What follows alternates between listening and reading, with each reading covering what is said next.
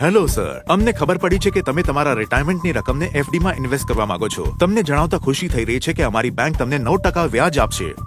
Hello, શું ખરેખર? શું મને 9% વ્યાજ મળશે? કેમ કે કોઈ પણ બેંક 7.1%થી વધુ વ્યાજ નથી આપતી. હા સર, આ એક સ્પેશિયલ સ્કીમ છે જે ફક્ત થોડા જ સમય માટે છે. ઠીક છે, તો પછી હું બેંકમાં જઈને મારું ફિક્સ ડિપોઝિટ ખાતું ખોલાવી લઉં છું. સર, કેમ કે તમે એક વરિષ્ઠ નાગરિક છો, તમારા માટે હજુ એક ઓફર છે. અમારા બેંક તરફથી એક રેપ્રેઝેન્ટેટિવ તમારા ઘરે આવી જશે.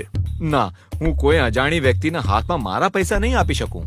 સર, તમારે કોઈ પૈસા આપવાની જરૂર નથી. તમારે ફક્ત એક ક્રોસ ચેક આપવાનો રહેશે. હું એ એન્શ્યોર કરીશ કે પૈસા રોકડ દ્વારા કાઢવામાં ન આવે અને પૈસા ફક્ત ફિક્સ ડિપોઝિટ ખાતામાં જ જમા કરવામાં આવે. અમને તમારી આ બે જગ્યા ઉપર સિગ્નેચર જોઈશે, અહીંયા અને અહીંયા. બાકીની વિગતો હું ભરી દઈશ. હું અહીંયા રાજુના બિહાફ પર આવ્યો છું. હું રાજુના નામ પર ફિક્સ ડિપોઝિટ ખાતું ખોલવા માટે ચેક જમા કરવા માંગુ છું. આ રહ્યો તેમનો ચેક. સર, આ રહી ફિક્સ ડિપોઝિટની રસીદ. ઓવરડ્રાફ્ટ? સર, મારી ફિક્સ ડિપોઝિટ પર ઓવરડ્રાફ્ટ દેખાડે છે, પણ મેં તો લીધો જ નથી. પ્લીઝ જરા ચેક કરો ને. સર, આ જુઓ, અમારી પાસે તમારા દ્વારા સાઇન કરાયેલું ઓવરડ્રાફ્ટ ફોર્મ છે. તમારી પાસે જે ફિક્સ ડિપોઝિટની રસીદ છે તે નકલી છે.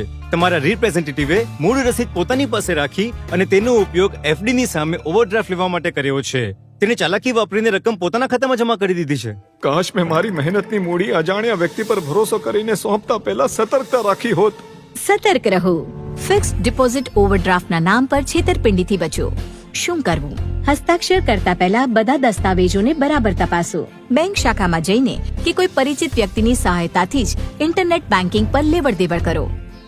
શું ન કરવું? મહત્વપૂર્ણ દસ્તાવેજ કે ચેક અજાણી વ્યક્તિઓને ન સોંપો.